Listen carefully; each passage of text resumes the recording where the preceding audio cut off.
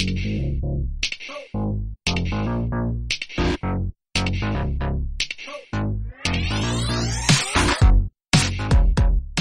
and gentlemen, welcome to Snap Material. Boy, do we have a packed full few episodes.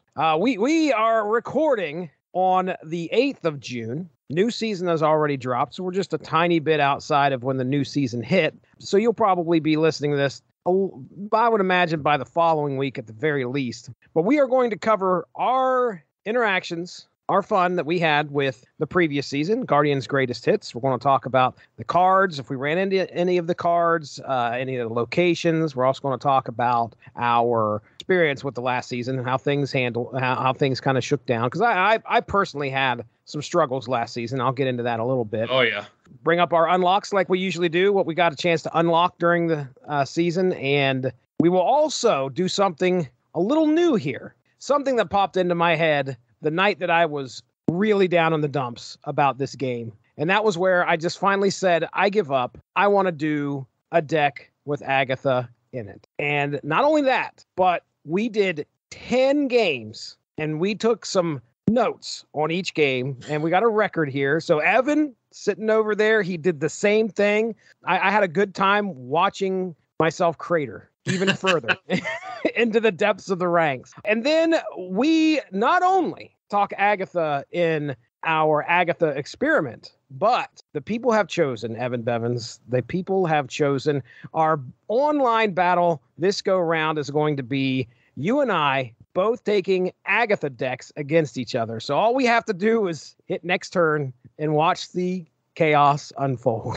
So it is going to be fun. I know there were other choices on the poll, but I kind of knew it was Agatha all along. Oh, good one. Yes, the people have chosen, and Agatha won our Twitter poll on what we're going to be battling, how the theme that we are going to be battling with tonight. And then we're going to talk about the upcoming season here as well. Then we're going to round things out. So the upcoming season, Spider-Verses, which released this past Monday on June 5th. Then to round things out, we're going to do one of our favorite things, top 5. Evan and I have curated our list of top 5 characters from Marvel Snap that we didn't know about before we started playing the game. So yeah, there were some surprise characters that showed up while we were playing this game. Like, I didn't know they existed. I'm going to be surprised if there isn't a lot of overlap.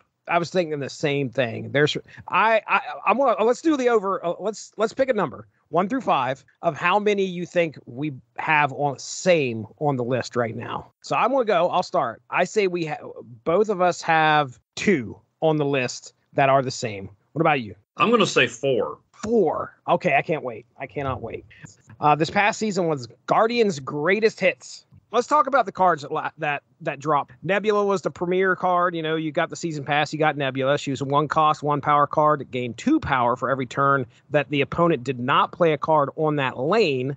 I could say myself, you know, it was instant. As soon as the new season started, I was facing decks that had her in there. Usually I would see her accompanied with Storm or Professor Xavier, because if you could lock that down, then you know, nobody could play anything there. That card just keeps gaining, and at some point is going to win that lane, most likely. So that was normally what I saw her paired with anyway. But she was being used a lot. How about you? Yeah, I think I saw her the night the season started. Space Throne is one I thought she'd be good on, because you could only play there once. When I first saw it, I was like, I don't know. I mean, I guess that could work. But, you know, she really makes you, if you forget about her, all of a sudden it starts creeping up. So sometimes you end up playing where you'd rather not play. Mm-hmm. So it was pretty effective card. I'll probably try to snag her at some point now that she's attainable, and I have made a 6,000 token purchase with more than a little buyer's remorse. Oh boy! I could have had Jeff. Oh, could have had Howard. Yeah, I hear you. Next up, Iron Lad was a 4-cost, 6-power card that copies the text of your deck's top card. So a lot of what I had seen prior to this was people talking about how, you know, you drop that card down there, 4/6, mind you. And if you've got a decent card coming up next, then you've got 2 of those cards now on the board. that can happen with ongoings. That can happen with with Mystique and an ongoing maybe, or your on reveals with Absorbing Man. But this is a 4/6 that drops out there and has the it's pretty solid. I saw him a couple times. I wasn't playing this season too many decks that allowed me to get cards outside of what I already had. The previous seasons, I would be playing something with Nick Fury in it or something with Agent Coulson to try and get me a card, or Agent 13. I didn't play much of that this season, so that's probably why I didn't have the chance to use them at all. But did you have any experience with Iron Lad? Pretty sure the hub gave me Iron Lad, and he copied the Collector. Okay. Which could have been useful, but I don't really. I think I might have gotten a 1-point boost or something. Okay. Yeah, he would be good in keeping with the same theme I come back to every episode of comic accurate combos. He'd work well with Howard the Duck. Yes, absolutely would he. And you're right, so comic accurate. Yeah. Although the funny thing was, I remember. We'll keep everybody in suspense about our 6,000 token purchases. But right after I made it and it shockingly didn't win me a bunch of games, I was like, oh man, I could have gotten Iron Lad. And I started feeling nostalgia. I'm like, I could put him with Patriot and then I could get Stature and do Young Avengers. Young Avengers was a decent series, but I'm not that big a fan. So I'm not sure it was like some serious buyer's remorse kicking in. I was like, oh man, Iron Lad. Coulda. He was only in like 6 issues of Young Avengers anyway, and I'm like, oh, I sure miss Iron Lad. Don't get me wrong, Iron Lad was a great concept in the comics, but I mean, he wasn't around long enough for me to form any sort of attachment. Oh, next up on the list, the girl that broke the game, Kitty Pryde. So, hey, yeah, my notes are, hey, she works. Had no idea that everybody got Kitty Pryde until probably about, I don't know, 3 or 4 days after everybody got Kitty Pryde. And I was like, oh, that's right. I can put her in my deck now. I did see her a lot out there when she finally got out there and was making an impact on the game, especially with like Collector. She'd go back to the hand, pump the Collector up. You also have Angela that she works well with, Bishop, who she works well with. Yeah. I was using her on the Space Throne just to make people think that I was actually using the spot on the first turn. There you go, yeah. And then bring her right back. So it was. I just used her earlier today with Shuri. Nice. Although it was the cloning vats were on there, so my hand was full, but double her up, then drop her back and add two. I like playing her in Shuri's lab too. I ran into a situation where I lost a game just because of cloning vats and Kitty Pryde, because they had like 2 of her out there. And they may even went to 3. And I was watching these cards continually get pumped up. And I was like, man, I'm not going to win this game. And I didn't win it. At one point, I got the bright idea to drop her on Bar Sinister. I don't think that worked out as well as I thought it was going to. Yeah, you're not going to be drawing cards. Too early. You don't. It's just like I've tried cloning Deadpool a few times, and it's like, yeah, you want to get him pumped up a little before you start doing that. Exactly. I've put her in a lot of decks, whether she was specifically for them or not. I put her kind of on the level of Sunspot. She's vulnerable to Killmonger. A couple times I tried to pair her with Invisible Woman or Zero because she keeps coming back, and then if you want to drop a 6-cost card, you've got your 8 or 10 point Kitty Pryde, and you can't do anything with her. I think it might have been I used her when the Dark Dimension was the feature of the location. I'm like, wait a minute, Invisible Woman can do that all the time. Yeah. So Invisible Woman went from a card I never used to a card that I put in most of my decks this time around. Yep. She also works really well with Atuma. Oh, yeah. Oh, because it's at the end of the game and he doesn't explode. Yeah. Atuma's effect is triggered at the end of your turn. That's not right. At the end of the game. So when he gets revealed by Dark Dimension or Invisible Woman, there's no turn to end. Got to remember that. I swear you may have used that against me. Oh, I did. Okay.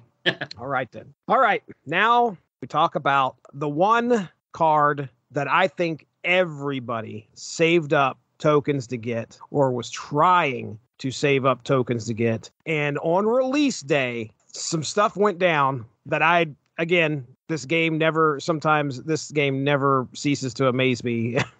And just watching the reaction of people when things didn't go their way was hilarious. High Evolutionary, 4 cost, 4 power card, unlocks the potential of all the cards in your deck that don't have abilities. Everybody knew that this card was going to drop. Everybody knew what this card was going to do to cards like the Hulk, Misty Knight, all those. But did we?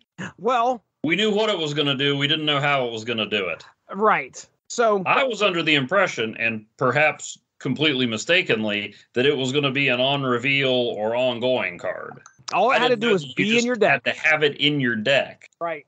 There's only one other card I know of that works like that. You got a great point there, because I think when I first was facing somebody who had High Evolutionary in their deck and they laid out like Misty Knight, and Misty Knight is all of a sudden glowing, I'm like, wait a second. This was not what I expected it to be. But yeah, you just have to have them in your deck in order to unlock all of these cards. So all these cards that had a single, pretty much a single purpose before, now they have some real playability if you have High Evolutionary in your deck. So again, that's what made him a very, very wanted card. And I should have looked this up, but didn't they delay him for like a day?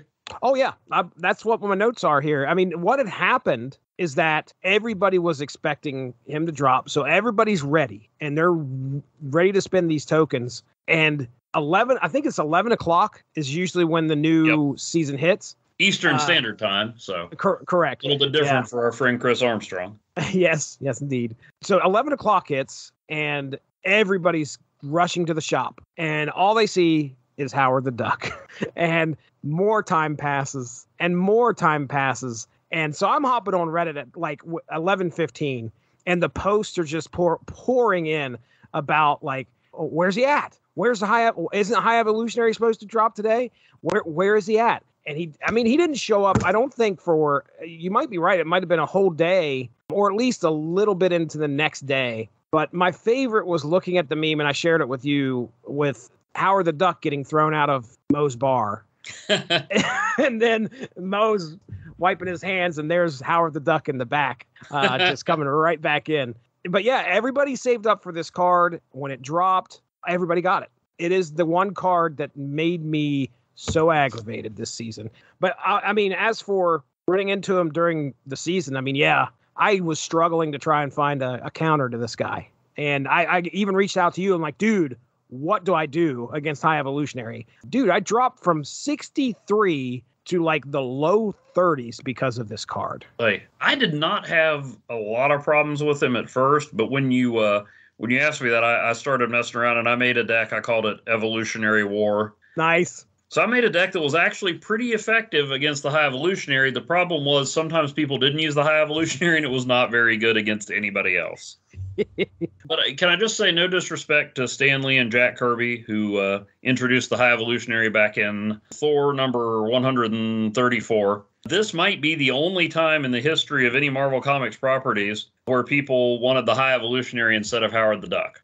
You put two comics in front of me. One has the High Evolutionary on the cover. One has Howard the Duck. I'm picking Howard the Duck. I hear you. Every time. Every time. I can't think of too many stories I've read with the High Evolutionary. He was fine in Guardians Volume 3, but I mean, it's Howard the Duck. I mean, come on. Right, dude. You mentioned Evolutionary War. I mean, I think I own a fair amount of those annuals. That's where I first learned of the High Evolutionary. And then I think I told you about how I read What If #1, which was what if the Avengers lost the Evolutionary War.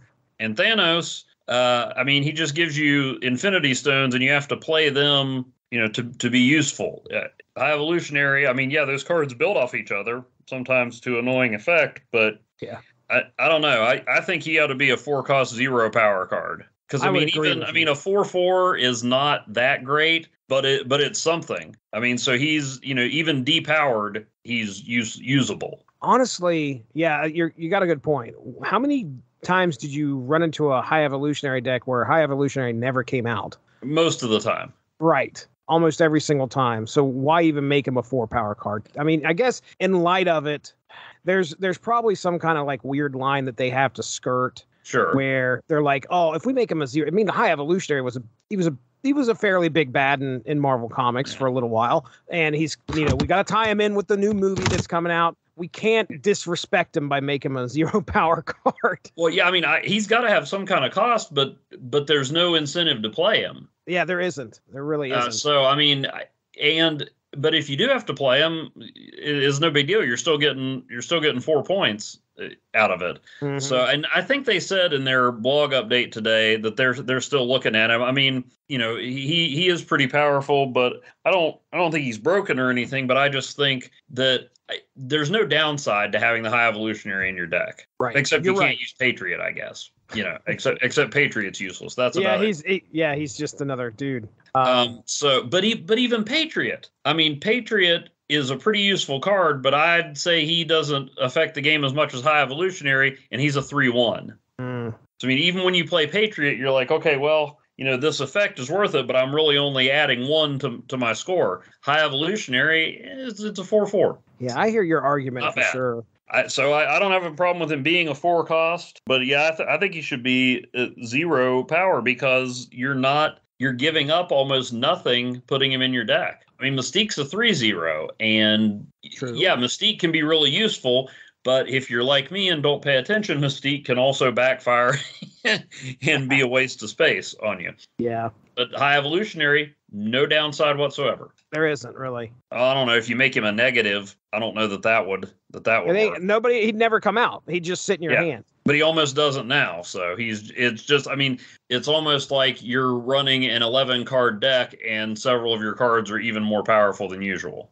I don't think they need to change his power. I just think you give more of a cost for having him in your deck. Okay. Because leave him at a 4, but put him at 0 because then he does nothing else. As it is now, you don't have any incentive to play him. But if you do play him, hey, you got 4 points out of it, which is, not bad. I will say my favorite thing about him is when you use Luke Cage, who is in a lot of my decks anyway, and very much so in my Evolutionary War deck, and the thing starts throwing stuff, the animation has it all bouncing off of the cards. I know. I love it, man. That is fantastic. I love it. So kudos to the developers and the animators for the High Evolutionary thing animation. Right. That card, it'll be interesting to see how if it evolves. Yes, I went there, folks. I said it. And you beat me to it. Hey, we just totally blew off Howard. Tell me about Howard the Duck. He's 1 cost, 2 power, and he lets you tap him, and you can look at see what the top card on your deck is. I think I've saw him a couple times in there. Obviously, he comes out there. His effect doesn't really matter to me very much. It's just a benefit, obviously, to my opponent because I don't have him in my deck. I could see where he's very useful. Yeah. One of the things that I had seen was where somebody was like, okay, I think Jubilee's power right now is like she brings the next card on top of your deck out, so he'd be useful for that. So you could see Iron Lad. And with Iron Lad, obviously. I love Howard as a character. I think the card will be very useful. I mean, there have been plenty of games where I've been like, okay, if I can get this card, I'll play this card. If not, that's a waste. So he would be very useful. I just don't think he's 6,000 tokens useful. Yeah. Of course, as we're about to find out, I may not be the best judge of that. And we talked about Snowguard last time. I think Snowguard's still 6,000. There's no way. There's no way I get 6,000 tokens. People hate that card. That card has caught so much flack for being useless. And I thought it was going to be a great card. I think I got it to work for me once, which is one more time than I've gotten Shadow King to work for me. And Shadow King's a card I own. I forget. I don't know if Shadow King was in an early Evolutionary War deck or what, but I played Shadow King several times. I'm like, nope. And I'm not blaming the game. I'm sure it's just something I don't understand. Like, there have been times where I've been like, wait a minute, how did they do that? And then I backtrack. I'm like, oh, okay, I just misunderstood. So exactly. It could all be user error, but Shadow King doesn't work for me. It's time to go with the last new card. Yes. Our big purchase. The Living Tribunal. So did you purchase this too? I did. That's right, you did. I was saving it up. At first, I was like, you know what? I'm just going to wait. I'm going to get like Spider-Man 2099. And I'm like, I'm actually building up pretty quick. I think I can get 6,000 tokens before the next season ends. So I was thinking, I'm like, oh yeah, I got me some Living Tribunal decks. I saw them pop up once or twice. I'm like, oh yeah, this is going to be good. And I got my 6,000 tokens and I got Living Tribunal. And I thought maybe I should have bought Iron Lad. I dropped the $6,000 for Living Tribunal because I'm sitting there thinking, I've got a strategy to make this guy work. Mm-hmm. I know I can make this guy work. It's real easy. I can fix it. Yeah. You throw a big power card out there as best as you can, as low as cost as you can. You get Iron Man out there, And if you got a Mr. Negative deck, great, go for it. Then you can get Iron Man out there for 0 for 5, and then you just throw another high-powered card out there if you can before turn 6 rolls around. And it doesn't matter where it is. Right. You can look like you have no strategy whatsoever. And if you got Magic, get you a turn 7, and then that way you can throw another thing out there on, and double the power if you can with Iron Man, and then lay out. I thought about that though, and Magic, that's turn 5 to only get 3 points when you're just trying to stack as many points as you can. Right. I don't think she ever made it into my my Living Tribunal strategy. Ladies and gentlemen, to let you know, if you're new to Marvel Snap, you need 2 lanes to win this game, not 3. You need 2 out of the 3 to win this game. Living Tribunal drops 6 cost, 6 power, but it splits the total power of all of your lanes, all 3 lanes that you have your cards in, amongst the 3. So if you've got a total of 30 power out there on 2 lanes, well, you've now got 10 power in all 3 lanes. And let me just say, that does not work a lot of the time. Yeah. Man. Earlier today, I was playing some with a revised Living Tribunal deck, and I won 2 in a row. I didn't play the Living Tribunal in either of those games. Yes, exactly. I'm sitting there playing this card, and I'm like, I got to make a deck that works. Mr. Negative was the first that made me go, okay, I can get some stuff out there that real quick and pump some things up as best as I can. And then I kind of, fashioned a few other cards around that idea of getting big cards, small amounts of energy. And that's when I sent you a message. I was like, Mr. Negative doesn't work for me. Like, I could throw in Zabu, I could throw in Psylocke, and Mr. Negative will stay at the back end of my deck every single time. I don't get him until turn 5, something stupid. Legitimately, Living Tribunal was a big factor in why I dropped so far. Now, I'll say I'll blame High Evolutionary for a lot of what I hit, but getting Living Tribunal and trying to make a deck work, I just couldn't get it to work. I couldn't, because I couldn't get enough power out there to split 3 ways and actually win 2 lanes. Because usually the smart Snap player is going to understand, I don't care about this lane, I need these 2, and they will pump those 2 lanes up, and boom. My thinking with it was that, I mean, I've had games where, like, I've been close on a couple and then gotten blown out in one. So I'm like, well, if they think I'm just overloading this one, maybe they abandon it, and once I split it, I can get over the hump. My initial thing was trying to put like Wong and Black Panther in there, and it just there were too many moving parts. Yeah. So but just Black Panther alone, I mean, it gets to the point where I almost don't even play Black Panther unless I can use Shuri or Wong or something like that, because I'm like, yeah, 8's nice, but why 8 when I can get 16? Yeah. So my initial strategy for him was just to put in Quicksilver and Domino, so I'm guaranteed plays on the first 2 turns. Right. And then, throw in like Maximus and things like that, even Black Cat, who almost always seem to get on the first turn. Gotta work against you. I haven't done it. It's like the reverse of your Mr. Negative. I haven't. Maybe I should take notes on that. Like, put Black Cat in a deck and see how many times I get her in the first draw. Because I swear that's what happens all the time, and I can probably count on one hand the number of times I've played Black Cat. Same. So I mean, she's great in a discard deck because it's 2 more points for Morbius. Crossbones, I figured, would work well with Living Tribunal because a lot of times you're wanting to put more points on the ones you're losing. So since Crossbones is a bully, he likes to pile on where they're already winning. I figured, well, hey, since it doesn't matter, that's a good place for him. Right. I thought Living Tribunal would be great when Mojo World shows up. Oh, absolutely. Now, I do. That one up. Yeah, I was going to say, I do recall, having some pretty good success. Did you use Onslaught and Iron Man combo? I did not. I don't know why I'm so hesitant to use Onslaught. I think I've used him a few times and it just hasn't worked. Here's the problem. I mean, if you do put Onslaught in the deck, you need to have Magic in there too, because you're not going to be able to play Onslaught and Living Tribunal because they're both cost 6. Yeah, or Psylocke. Something to give you the extra. Well, I think you need the extra turn. Well, no, Psylocke would work if you got Living Tribunal out there. It depends on the timing. The other bright idea I had was throwing the Infinite in there and then Dracula. Yeah. But actually, what I ended up doing is using Wave, so I could get either the Tribunal or another 6-cost card out there earlier. Of course, 2 games in a row, one of which I got a thumbs up, that led to Galactus being deployed early.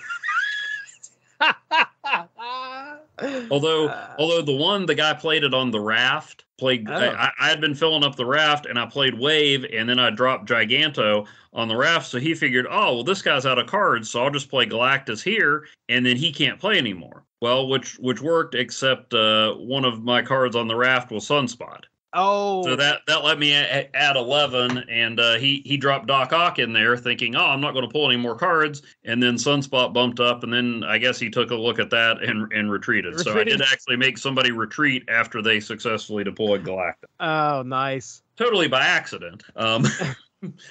Not through any skill of my own, but that's how it happened. So yeah. So you got some regret, huh?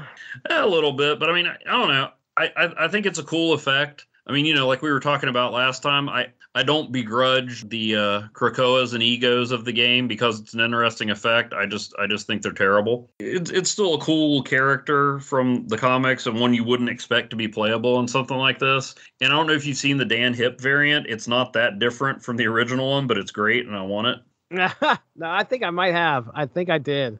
I will say that I was using Storm. I would lock down one, and that would almost kind of guarantee. Yeah, I would almost guarantee me at least a close battle in that lane. But the other two, they would start. It was tough to do those other two.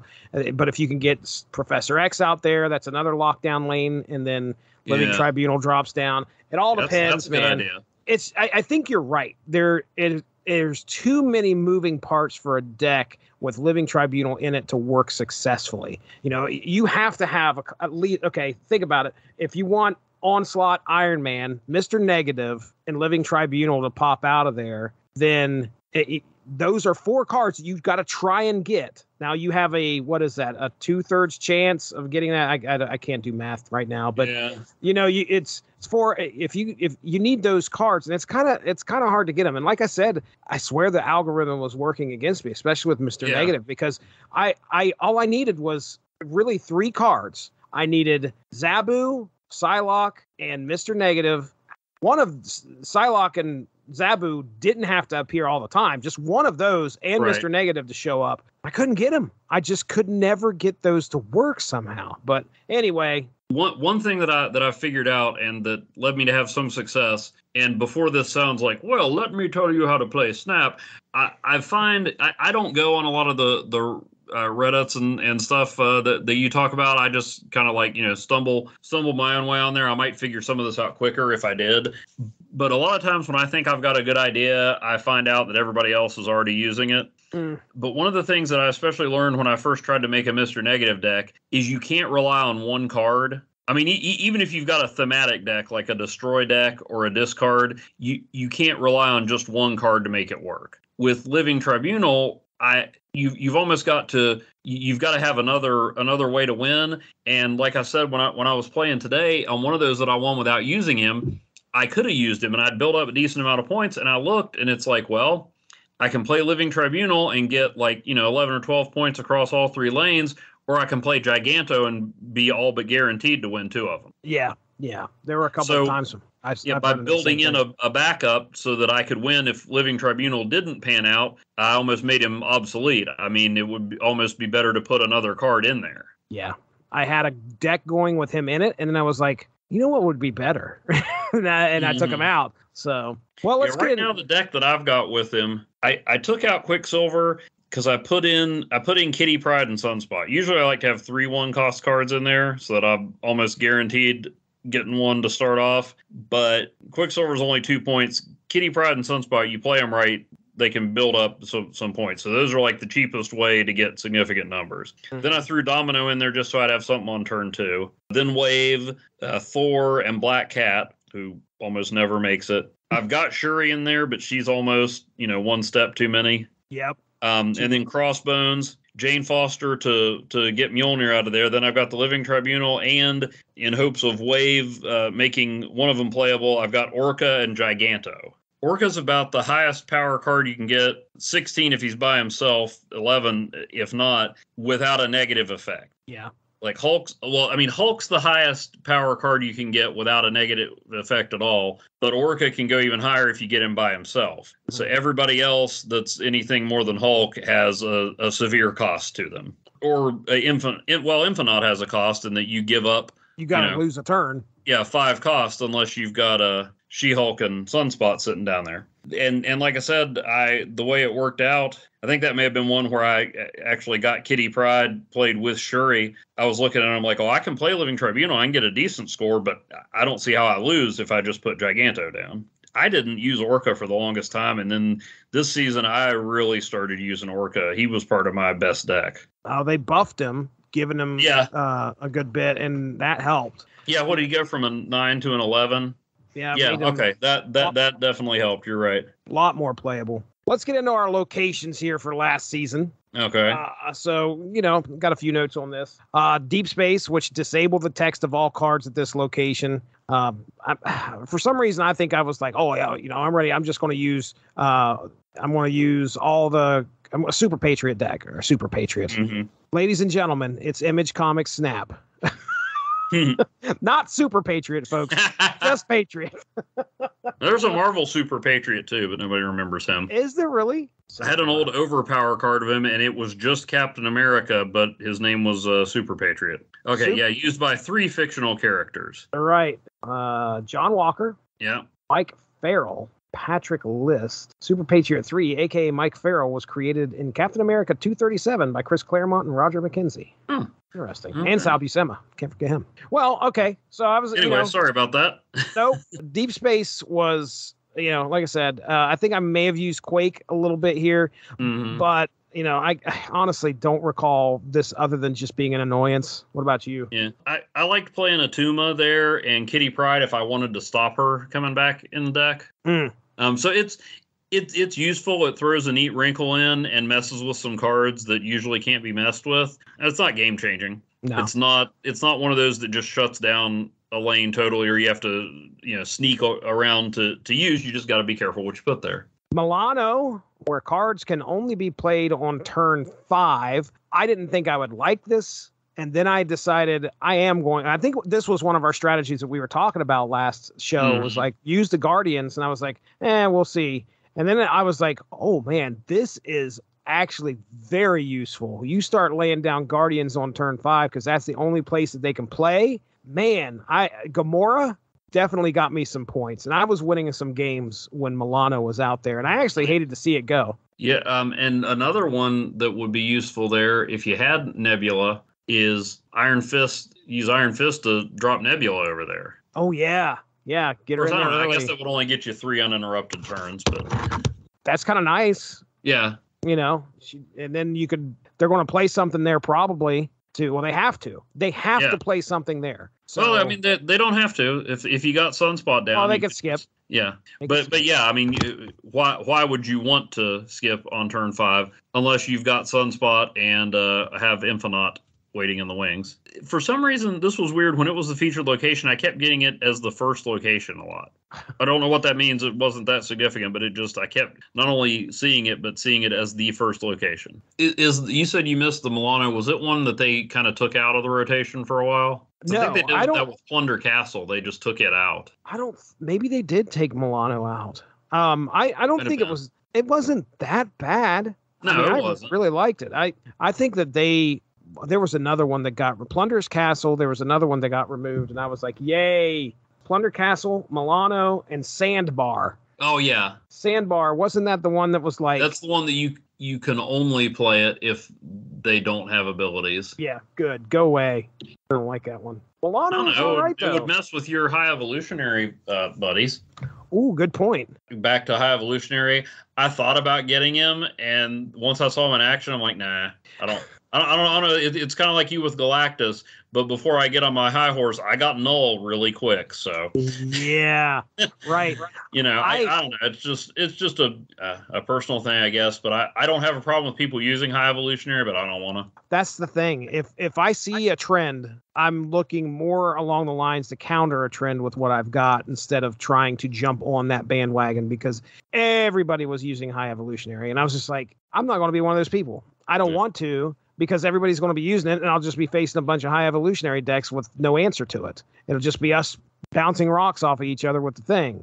Our High Evolutionary venting is turning us off of the surprise location.